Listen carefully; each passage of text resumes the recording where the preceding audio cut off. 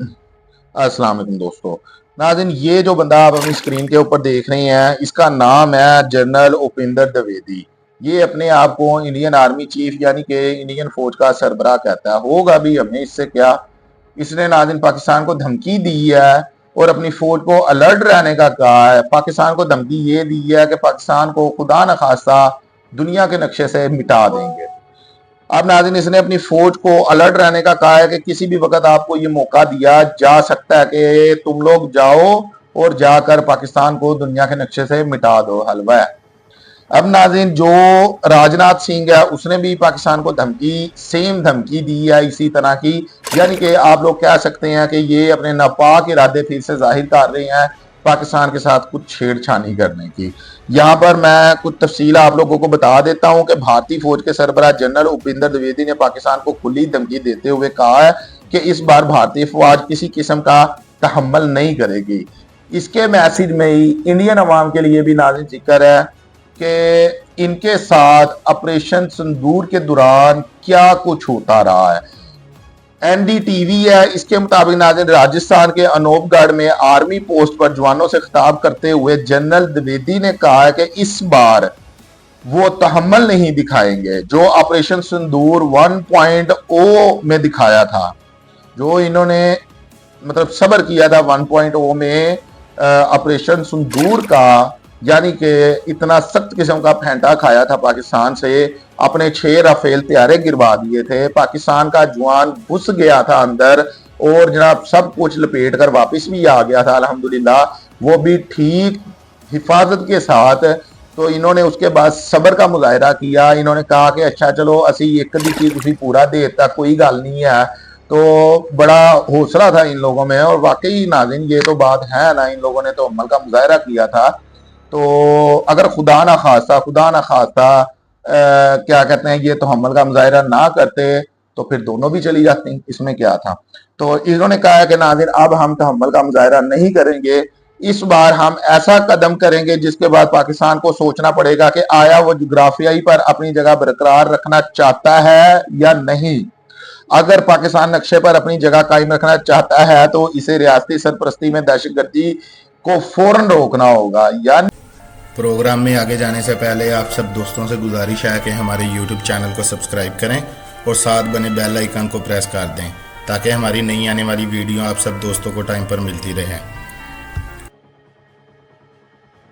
के हम लोग देखते हैं कि बलूचिस्तान में हालात खराब करने वाला इंडिया, सिखों को दूसरे मुल्कों में मरवाने वाला इंडिया, कश्मीर में हालात खराब करने वाला इंडिया, कश्मीरियों के ऊपर जो इंडियन कश्मीर है वहां पर जुल्म करने वाला इंडिया, अपने इलाकों में जिस तरह हम लोग इंडिया के मुख्तलिफ इलाकों में एहतजाज होता हुआ देख रहे हैं और बहुत से इलाके इस तरह के हैं जो अपनी अलग रियासतें बनाने का नारा लिए बैठे हैं। खालिस्तान की एक अलग तहरीक चल रही है, वहां पर जो लद्दाख है उसकी अलग तहरीक चल रही है। अपने लोगों के ऊपर जुल्म करने वाला इंडिया और दहशतगर्दी पाकिस्तान कर रहा है।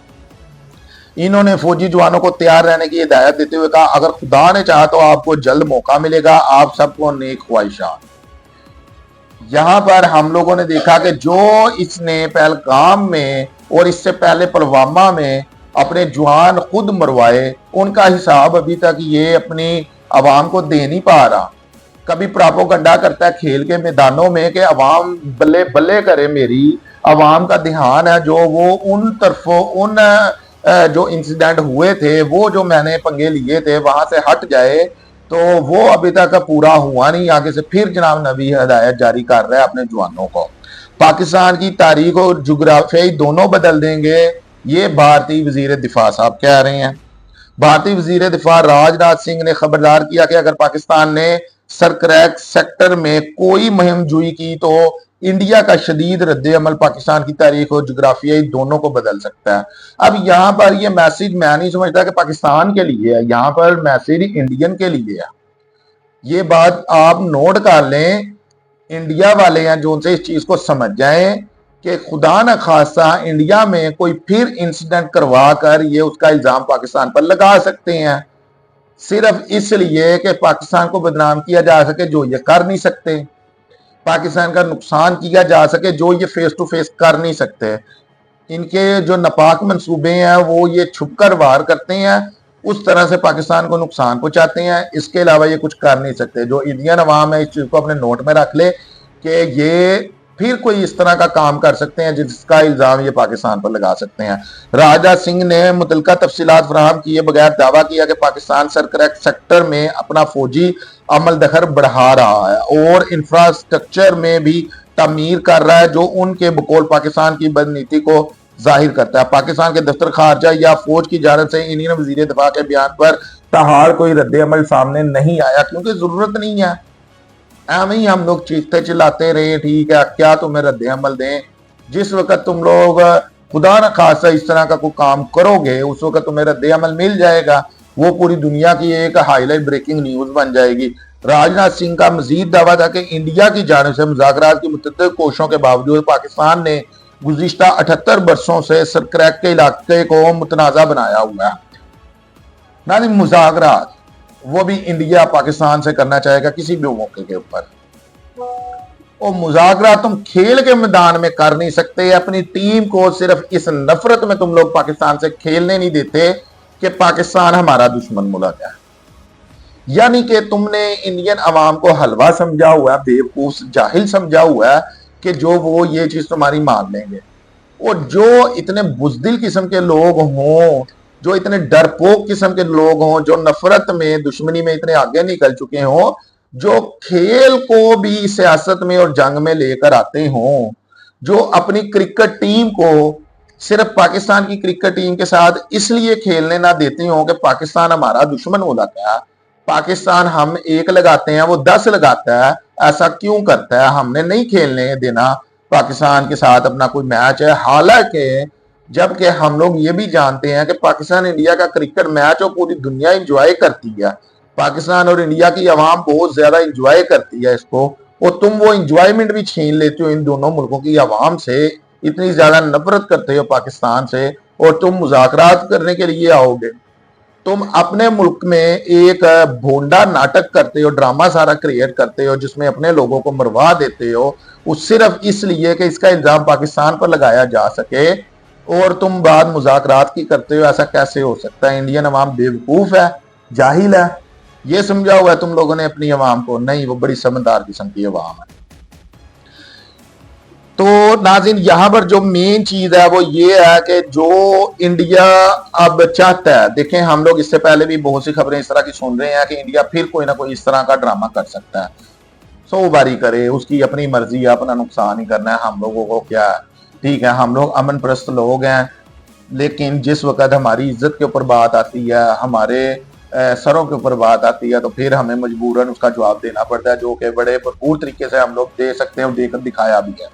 यहाँ पर मैं आप लोगों को एक छोटी सी सिर्फ मिसाल देना ये चाहूंगा, जो हर एक पाकिस्तानी की ज़हनियत है, जिसको इंडिया की फौज है वो अपने माइंड में बिठा कर रखे, या कोई भी जो पाकिस्तान का दुश्मन है वो अपने माइंड में बिठा कर रखे। देखें, इस वक्त अगर हम पाकिस्तान के अंदरूनी हालात की बात करते हैं तो इसमें कोई शक नहीं है, काफी ज्यादा बिगड़े हुए हैं।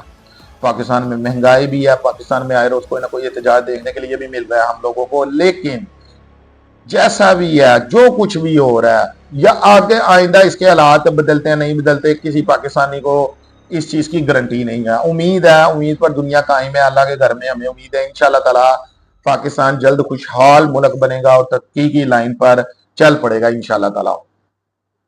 लेकिन यहाँ पर नाज़रीन मैं आप लोगों को एक बात बता दूं, अगर आप मुझसे एग्री हो तो कमेंट करके जरूर बताइएगा। मुझे नहीं लगता कि कोई भी पाकिस्तानी मेरी बात से एग्री नहीं होगा। पाकिस्तान में जैसे भी हालात थे हैं या आगे जैसे भी रहेंगे, उसको रखें एक साइड पर। ये मैं पैगाम देना चाहता हूं हर उस बंदे को जो पाकिस्तान का दुश्मन है, कि जैसा भी ये मुल्क चलता है ना, चलता रहे, लेकिन कभी खत्म नहीं हो सकता इंशाल्लाह। ये मैं एज आ पाकिस्तानी होने के नाते नहीं कह रहा, ये मैं अल्लाह के ऊपर यकीन रख के कह रहा हूँ। हर पाकिस्तानी यही कहेगा, हर बंदा अपने मुल्क के लिए यही कहता है। लेकिन अगर हम पाकिस्तान की तारीख की बात करते हैं, जिस तरह से पाकिस्तान बना, जिस तरह से पाकिस्तान चल रहा है, जिस तरह से पाकिस्तान चलता जा रहा है, इस सारी चीज को नजर में रख कर कह रहे हैं। और जो हमने अपने उलमा कराम से सुना वो ये है कि पाकिस्तान इंशाअल्लाह ताला क़यामत तक रहेगा। इंडिया एक हिंदुओं का इकलौता मुल्क है पूरी दुनिया में, ये रहे ना रहे, और अगर ना रहा तो इसके पीछे कोई ऐसा मुल्क नहीं है जो अपने आप को हिंदुस्तान कह सके। पाकिस्तान एक इकलौता मुल्क नहीं है मुसलमानों का, 57 दुनिया में इस्लामी मुल्क है, और इन 57 इस्लामी मुल्क में से 2 मुल्क इस तरह के हैं जिनके बारे में हम पूरी गारंटी के साथ कह सकते हैं इनके हालात जितने भी खराब हो जाएं ये दुनिया से मिट नहीं सकते। एक सऊदी अरब, दूसरा पाकिस्तान। ये क़यामत तक इंशाल्लाह ताला रहेंगे, पाकिस्तान की फौज क़यामत तक रहेगी। जिस तरह के भी हालात हों, अच्छे हों बुरे हों, ये मुल्क क़यामत तक रहेगा।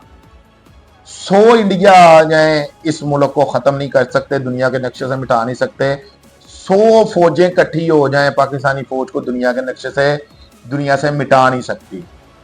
और आप आज पाकिस्तान की 25 करोड़ आवाम का सर्वे करें, कोई किसी की मुखालफत करती है या किसी का साथ देती है वो अलग बात है, बात करें पाकिस्तान की और पाकिस्तान की आर्मी की, वो आपको कहेंगे कि क़यामत तक दुनिया में रहेगी इंशाल्लाह ताला। ये कभी भी आप लोग मिटा नहीं सकते, ये आपके नापाक मंसूबे कभी कामयाब हो भी नहीं सकते। आप लोग एक नहीं 100 मरतबा आजमा कर देख लें। जिस वक्त थक जाए उस वक्त आकर कदमों में बैठ जाइएगा, जिस वक्त ना थकें उस वक्त लगे रहें, क्योंकि हमारी फौज थकती नहीं है अल्हम्दुलिल्लाह। अब तक के लिए इतने, अपना बहुत सारा ख्याल रखिएगा, शुक्रिया, अल्लाह हाफ़िज़।